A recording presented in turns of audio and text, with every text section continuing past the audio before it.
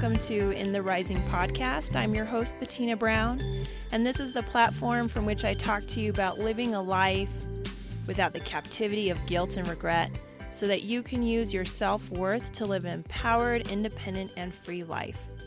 Let me start off by saying that I am not a licensed counselor, psychologist, or psychiatrist, but I am a student of life and a healthcare professional who absolutely loves to research and loves to talk about the topic of self-empowerment, self-worth, self-value, and living an awesome life. So, have you ever wondered what keeps you or other people around you inspired, motivated, and disciplined to follow through on things that they're pretty much interested in? Whether that be a relationship they're very much dedicated to, or they just seem to follow through with their goals and their plans. So I kind of had that in the back of my mind when one day I was scrolling. Yes, I do scroll, and I had read a post by someone who joined a writer group that I'm a part of, and they said that they were excited to be part of it and excited to be motivated to continue on writing. And someone commented to that post writer and said that motivation has nothing to do with it. It's all about discipline. No questions asked. I thought the response was a little abrupt and a little rude, but it did get me thinking, and I don't think that comment was completely off base. So because I love to research, I am very nerdy in that way, I actually looked up motivation and inspiration. And so I'll start off with motivation, and I will admit that I was a little disappointed in Merriam-Webster because they use the word in their own definition. But basically, it's motivation is when you are pulling something out of someone. You're pulling someone into an action or trying to motivate them into an ideology that is not consistent with themselves. And motivation can either be a positive experience, such as a high five, you did a great job comment, pat on the back, huge hug, excitement, or it can be negative, where someone is telling you that you can't do it. You are not good enough. You're not pretty enough. You're basically not enough. That's what it boils down to. And I had that experience with me in college when I was trying to get my biochem degree. And what was standing between me and my biochemistry was calculus 2. Now, I am not a fan of math. I will make it through algebras, but calculus is really my endpoint. And I was describing this to someone who is really good at math. You know, that person that you explain differential equations to, and they're like, yeah, I get it. And they're not lying. They really do get it. And she said to me, Bettina, there's nothing wrong with a biology degree. You won't have to take this class. Like, you should just do that. And you know what? She's right.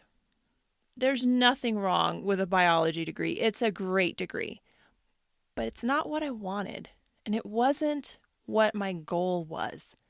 So I also know, because I'm a girl and I know how girls talk and I know tone. And it was not a positive tone. She was trying to talk down to me. And in that moment, I made a determination that I will get this biochem degree. And yes, it took 5 to 6 hours of calculus for 6 weeks straight, but I got through that class, and yes, I got the degree. But it was a negative motivation for a positive result.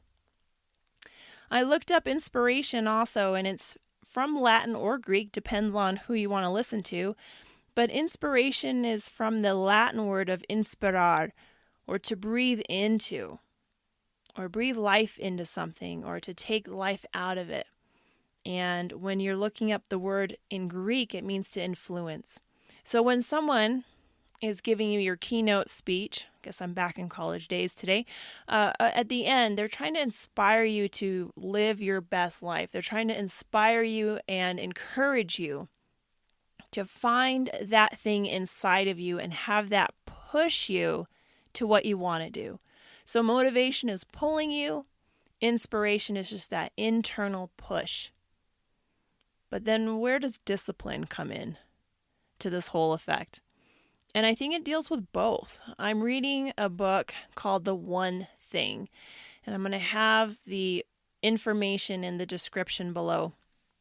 But this author talks about how if you focus on one thing, you can, either through motivation or inspiration, achieve that one thing you want to do. And he talks about discipline. He has a whole chapter about it. And he throws out the words that we hear all the time, like you just need more discipline, or you need to be better disciplined, and you need more of this. And his argument is that really none of us need more discipline. We just need to employ the discipline we have more effectively. And he highlights this. He says that there are plenty of research articles out there that state our brain literally works better right after we wake up and right after we've eaten, because our brain takes power, and you can't kind of generate more willpower. You either have it or you don't. He calls it similar to a tank of gas. You either have the gas or you don't. So use the time that your gas is full, your brain is full of discipline, potential discipline. You use it for its capacity. And how you use that discipline or how you waste that discipline is up to you. So it made me remember all these times when they have the 4 a.m. group and get up at 4 a.m. and work out, or get up at 5 and do this. And to me, that's really early, but that is also my best writing time. How that comes about, I have no idea, but it is. And right after lunch, I'm a little bit more excited until the rest and digest phase comes in. But it really honed in the fact that it is so important to recognize and be aware of how your body works. And your body doesn't work like mine, and mine doesn't work like the one next to me. But just using that will help us stay motivated to follow through on things we are inspired to do and inspired to be. So how can we do this? Like, what's an action step? And it went back to what I've been reading over and over again. And one of those people I've been reading is Gary Greeno, and he's the author of the Legacy Game Plan, 4 Keys to Living Intentionally. And his number one is kind of like Steve Harvey's number one and Rachel Hollis's number one. You have to write it down. And why is writing it down so important? Or what is it? Okay, I wrote it down. Is that supposed to mean something? And it did bring back some more memories from college. I'm in a college phase, I guess, today. And I was in science class, and we had to take a sheet of paper, measure it precisely, and put it on the scale, weigh it out. Then we had to take that same piece of paper, write our name down and our dream down, like our dream profession, and put it back on the scale. And it weighed more. And so this was a figurative and literal kind of experiment. So it showed you that literally your name and your dreams have weight. And it's our job to pull together tactics, strategies, education, life experience, pull that together to make those weighted dreams a reality, because they have some weight. They matter. It is matter, and they do matter. And the other part of that is when you know this, when you write down your things that you're grateful for, when you write down your dreams, and you look at it over and over, you carry it with you, or you put it somewhere where you always can touch it, look at it, be reminded. The weight of those words are on your heart. They're on your mind. They're in your spirit. And the more you are linked with that, the more difficult it is to turn away from what drives you, from what excites you. You can't escape it. And I thought that was just kind of a neat thing of how everything relates back to something really, really simple. Write it down.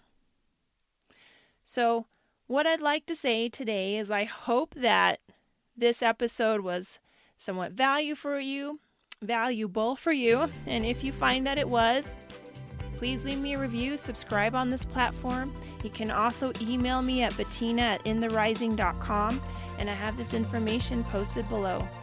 And you guys have a great day.